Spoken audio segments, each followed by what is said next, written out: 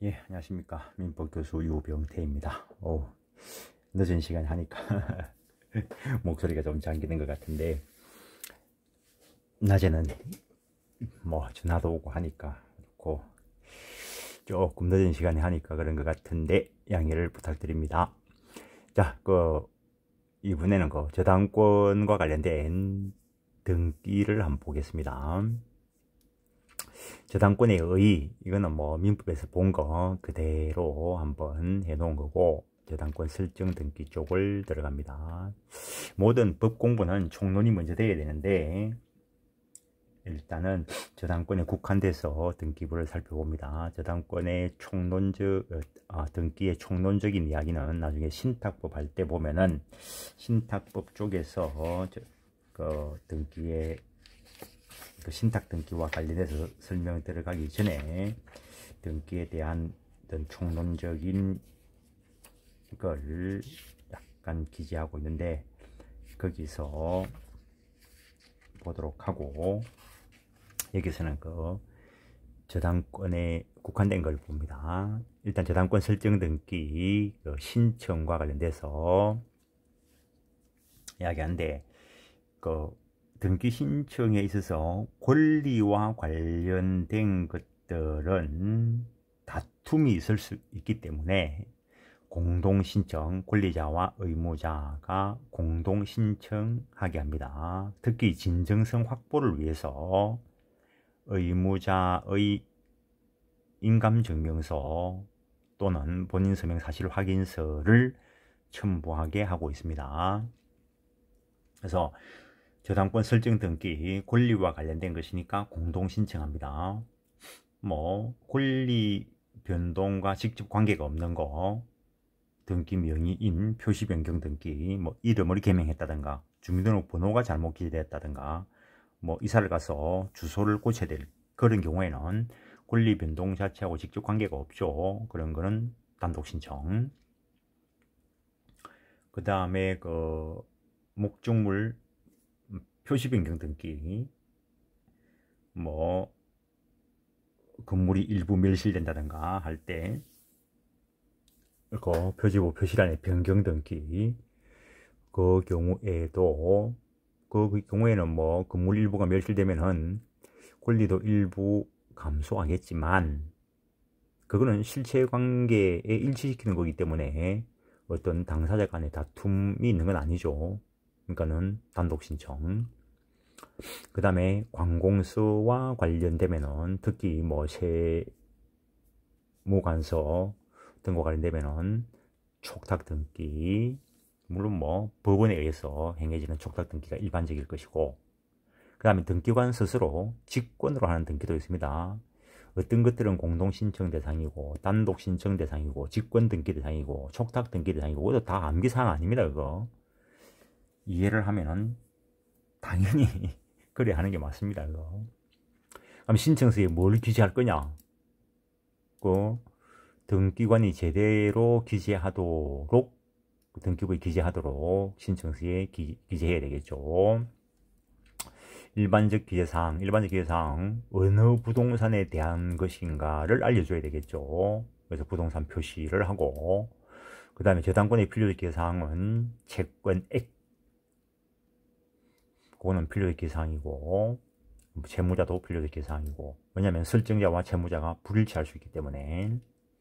그 다음에 임의적 기재사항, 변제기의 약정이 있다면 변제기, 이자의 약정이 있다면 이자, 이런 것들 뭐 기재하면은 등기부에 기재될 수도 있습니다. 필요적 기재사항이라는 것은 필요적 기재사항이 누락되면은 등기 신청을 안 받아줍니다. 필요적 기재사항은 반드시 기재해야 되고, 임의적 기재사항의 경우에는 기재가 없어도 등기 신청을 수리하죠. 그 다음에 저당권 설정의 목적이 소유권 외의 권리라면 저당권은 지상권과 전세권 위에도 설정될 수 있습니다. 그렇다면 그 권리 표시해야 될 것이고, 그 다음에 저당권 설정 등기할 때 등록면허세 납부해야 됩니다. 그 다음에 국민적 채권도 발행받아야 되고, 그 다음에 등기 신청 수수료를 납부해야 등기를 그 등기관들께서 기재를 해주겠죠. 그 다음에 그런 것들 증명할 수 있는 서면 첨부해야 되겠죠. 등기 원인 서면이라는 게 저당권 설정 등기를 하니까 저당권 설정 계약서가 될 거고, 그 다음에 저당권자가 기록되어야 되니까 등기부에, 그럼 저당권자에 대해서 이름, 뭐 주소, 주민등록번호로 알 수 있는 정보, 주민등록 초본 되겠죠. 그 다음에 등기 필정보, 옛날에는 등기 필정이었는데 이제는 그 기록하는 정보입니다. 신청서에 기록이 됩니다. 옛날에는 등기 필정이 첨부 서면이었지만 지금은 신청서 기재 사안입니다. 좀 이따 보시면 알게 될 거고, 그 다음에 의무자의 인감증명서도 첨부해야 되고, 그 다음에 의무자의 주민등록 정보도 첨부합니다. 그 동일성을 확인하기 위해서. 그 다음에 저당권 설정 등기사항, 일반적인 소유권에 대한 저당권 등기 기록은 을구에 기록이 됩니다. 순위번호가 기록될 것이고, 등기의 목적, 접수일자, 접수번호, 등기 원인과 그 연월일, 그 다음에 등기 권리자의 성명, 주소, 주민등록번호, 그 다음에 기본적으로 앞에서 봤던 변제기나 이자 등의 약정이 있으면은 그 사항들, 소유권을 목적으로 할 때는 을구에 주등기로 기록이 되고, 을구에 있는 지상권이나 전세권을 목적으로 할 때는 부기등기로 한다는 거. 그래서 어떤 것들은 주등기로 할 것인가, 어떤 것들은 부기등기로 할 것인가, 그런 것도 암기사항 아닙니다. 공부가 되고 나면은 당연히 딱 그게 이해가 됩니다. 근데 지금은 등기법을 전체를 보는 건 아니니까. 그 다음에는 여기는 근저당권 설정 등기 신청서를 넣어놨는데, 내가 법무사를 하지만 저당권 등기를 본 적도 없습니다. 공부할 때야 원칙적인 걸 먼저 하고, 그 다음에 그 변경된 것들을 보는데, 실제 거래계에서는 변형된 게 더 많이 활용되는 것도 많죠. 옛날에 영어 문법 다 공부해 보셨겠지만 원칙을 공부하는데 시험은 원칙보다는 약간 변칙적인 게 더 많이 나오고 했죠. 요즘 내도 근래에 집텔포 시험을 통과해 봤는데, 그런 시험은 다 원리대로 나오는데, 그게 이제 우리가 영어 능력 검정 시험 쪽으로 간 이유가, 옛날에 학력고사 이런 거 할 때 보면은 변칙을 내 가지고 사람들을 머리 아프게 만들죠. 요즘도 수능 보는데 외국인들이 보면은 아예 모르는 문제가 있다면서요. 그러니까 그런 걸 하니까 문제인 거죠. 원칙적인 걸 가르쳐야 되는데, 어쨌든 그 정도 하시고. 근데 어쨌든 실제 거래계에서 근저당권 설정 등기를 하지 저당권 설정 등기를 본 적이 없습니다. 교과서에서나 보고 실제에서는 신청해 본 적도 없고, 근저당권 설정 등기야 많이 신청해 봤죠. 말소도 해봤고, 이전도 해봤고, 근저당권 위에 질권도 설정해 봤고.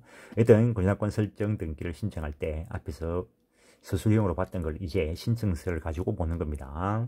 일단 어느 것을 대상으로 할 것인가, 그래서 부동산 표시를 합니다. 그래서 이 표시가 맞는가를 보기 위해서 첨부 서면으로서, 이게 소유권 이전 등기 아니니까 여기에 들어갈 필요는 없는데, 소유권 이전 등기 라면은 그 건축물 대장, 집합 건축물 대장, 총괄 표제부, 그 다음에 전유부, 이런 것들 넣습니다. 근데 어쨌든 요즘은 이 폼으로 신청하면은 주소만 딱 넣으면은 요거 딱 그대로 기재됩니다. 일단 부동산 표시하고, 그 다음에 등기 원인과 그 연월일, 등기 원인과 그 연월일, 그 시험 칠 때도 했는데 이름은 요래 붙여놓고 쓰기는 연월일부터 먼저 쓰고 등기 원인을 요렇게 기재한다는 거. 어쨌든 요런 것들은 누락하면은 보정명령 나옵니다. 그래서 몇 년, 몇 월, 며칠 근저당권 설정 계약, 근저당권 설정 계약이 등기 원인이고 그 연월일이 이게 되는 거죠. 일단 목적은 근저당권 설정, 소유권을 목적으로 할 때는 이렇게만 기록한다는 거죠. 그 다음에 근저당에 있어서 필수적 기재사항은 채권 재고액입니다. 만약에 여기에 뭐 변제기 등 이자 등의 약정이 있다면은 별개로 기록을 하는데 임의적 사항은 기록 안 해도 된다 했죠. 그래서 필요적 기재사항 기록하고 그 다음에 채무자가 누군가 이렇게 기록하는 거죠. 만약에 소유권 지분 위에 기록한다면은 요 근래에 지분 위에 근저당권 설정도 해봤는데 그러면은 누구 지분 위에 한다는 것도 기록을 해야 됩니다. 등기 의무자 요 경우에는 채무자는 김건희고 그 다음에 등기 의무자도 김건희니까 소유자이면서 채무자인 거죠. 만약에 이름이 다르면은 물상보증인이 될 것인데 같으니까 채무자이면서 소유자죠. 그 이름 쓰고 그 다음에 주민등록번호 쓰고 주소 쓰고 그 다음에 등기 권리자 주식회사 국민은행 뭐 대표이사 누구 그 다음에 요거는 법인 등록번호죠. 그리고 주소 요 신청서 앞면을 신청서 갑지라고 합니다. 그 다음에 뒤에 을지 등록면허세 납부하고 그 다음에 교육세 뭐 납부하고 기록하고 요 등록면허세 영수필 확인서 첨부서면으로 들어갑니다. 근저당권 설정 계약서도 첨부서면으로 들어가고 그 다음에 등록면허세 영수필 확인서에 보면은 교육세하고 관련된 것들이 다 기록되어 있습니다. 그 다음에 등기신청 수수료 영수필 확인서 기록하고 그 다음에 첨부서면으로 첨부하고 그 다음에 국민주택 채권 매입 금액 요거 발행 번호 기록하고 금액을 기록합니다. 근데 국민주택 채권 뭐 영수증 이런 거는 첨부서면으로 안 들어갑니다. 등기관님들께서 요 번호를 치면은 자동으로 확인할 수 있겠죠. 근데 이 같은 경우는 등기 신청할 때 이거 실수할까봐 보통은 채권 발행 그 증서를 이렇게 첨부를 하는데 한 번은 옛날 수강생 분이 한번 해달라 해서 내가 서울에서 있는데 부산에 등기를 한번 하러 갔습니다. 겸사겸사 뭐 바람도 쐬올 겸 옛날 뭐 수강생분 한번 뵐 겸 이래가지고 갔는데 신청을 하면서 국민주택 채권 발행 증서를 딱 첨부서면에 넣었는데 그 첨부 접수하시는 점수 받는 분이 이거 필요 없습니다 하면서 빼더라고요. 그래서 내가 그걸 그대로 다시 한번 확인하고 뺏기고 그래가지고 그날 올라올라 하다가 뭐 집이 그 근처에 있으니까 간 김에 뭐 집에도 들리다가 그래서 뭐 혹시나 내 등기가 됐는가 싶어서 등기소에 한번 들렸더니 이 번호를 잘못 기재해놨어요. 번호 하나 틀리면은 보증명령 나옵니다. 만약에 내가 그날 서울 올라왔더라면 다시 보증하러 내려갔어야 되죠. 복대리를 신청할 때 안 했으면은 내가 뭐 다시 가서 해야 됩니다. 어쨌든 그때는 그 자리에서 고치니까 바로 뭐 등기부에 기재해 주시고 등기필 정보를 교부해 줘가지고 받아온 적이 있습니다. 하여튼 뭐 개인적으로 이상하게 요새 뭐 눈이 좀 시력이 많이 나쁘긴 한데 그래서 더더욱이나 실수 안 하려고 하는데 그래도 실수가 나오더라고요. 어떤 때는 바꿔서 놨고 두 개가 그러니까 이런 거 실수하면은 보증명령 나옵니다. 그 다음에 등기 의무자의 등기 필정보 옛날에는 등기 필증을 첨부했는데 요즘은 등기 필증을 첨부하는 게 아니고 여기에 기록을 합니다. 기록 일련 번호도 그 등기필 정보에 기록이 있고 거기에 비밀번호도 기재를 해 줘야 됩니다. 요걸 기재했다면은 그거를 첨부 안 해도 되는데 하여튼 내는 요거 기재해 놓고 그걸 복사해가지고 그냥 첨부합니다. 근데 뭐, 그 복사해가 첨부했을 때, 그때는 뭐, 틀린 경우가 있었는가 없는가 모르겠는데, 이거는 보정을 받은 적이 없어가지고, 잘못 기재해도 첨부되어 있으면 고쳐줄까 잘 모르겠습니다. 근데 확실한 거는, 요거 기록 안 하고, 등기 필정보 원본을 여기에 첨부해도, 요거 기록 안 하면은 보정명령 나옵니다. 하여튼, 주민등록 초본, 하는데, 요거는 지금 권리자의 주민등록 초본이죠. 등기부에 기록될 거니까 아예 흔적이 없으니까 요거 첨부를 하는데, 등기 의무자 이것도 첨부를 해야 됩니다. 소유권 이전 등기할 때는 의무자의 주민등록 정보와 등기부에 기록되어 있는 주소가 불일치해도, 옛날에는 그런 경우에도 보정했는데 이제는 법이 바뀌어가지고 소유권 이전 등기 시에는 직권으로 하고 이전 등기 해주는데, 저당권 설정 등기할 때는 불일치하면 보정명령 나옵니다. 그 다음에 신청일자, 신청인, 요거는 신청인이 의무자 그리고 권리자 공동 신청하니까 위임장을 첨부 안 했다는 겁니다. 법무사가 대리인으로 신청을 하면 여기에 기록이 되겠죠. 기록이 되고 여기에 법무사 도장을 찍는데, 그때는 여기 위임장에 이 두 사람 이름으로 된 위임장을 첨부해야 됩니다. 그 다음에 의무자의 인감증명서 또는 본인서명 사실 확인서가 첨부되어야 되고,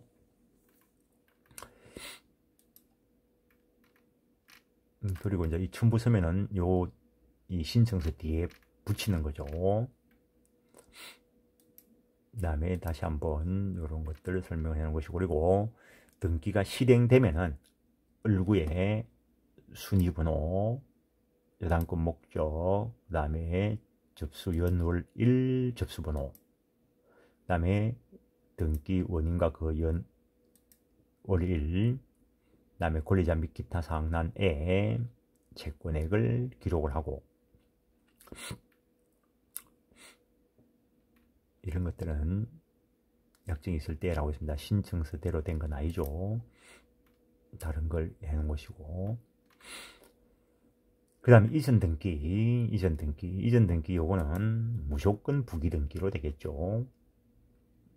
왜냐면은 요것이 이전되니까 여기에 부기하는 형식으로 기록이 될 것이고, 지상권 위에 저당권 설정하면은 부기등기 한다 했죠. 그 부기등기된 지상권에 대한 저당권이 이전 등기되면은 부기등기에 부기등기를 하겠죠. 저당권 이전 등기, 이것도 권리 이전과 관련되는 거니까 당연히 공동 신청을 하게 될 것이고, 신청서 기재상 저당권이 채권과 함께 이전한다는 뜻을 기록해야 된다. 부종성과 관련돼서 그런 것이고, 그 다음에 저당권 이전은 피담보 채권 양도가 전제되므로 채권 양도의 대항 요건을 갖춰야 되지만, 요거는 이 대항 요건, 저당권 이전 등기의 요건은 아니라는 거. 그래서 양도 통지를 증명하는 서면이나 채무자의 승낙서를 첨부할 필요는 없다는 거. 요거 없어도 저당권 이전 등기는 될 수 있다는 거죠. 근데 등기가 되었다는 것만 가지고는 제3자에게 대항하지 못할 수가 있습니다. 통지를 해줘야 됩니다. 그것도 확정일자 있는 통지로. 저당권 일부 이전 일어날 수도 있고, 등기 실행, 다음에 저당권 변경 등기, 돈을 일부 변제했을 수도 있죠. 일부 변제했을 수도.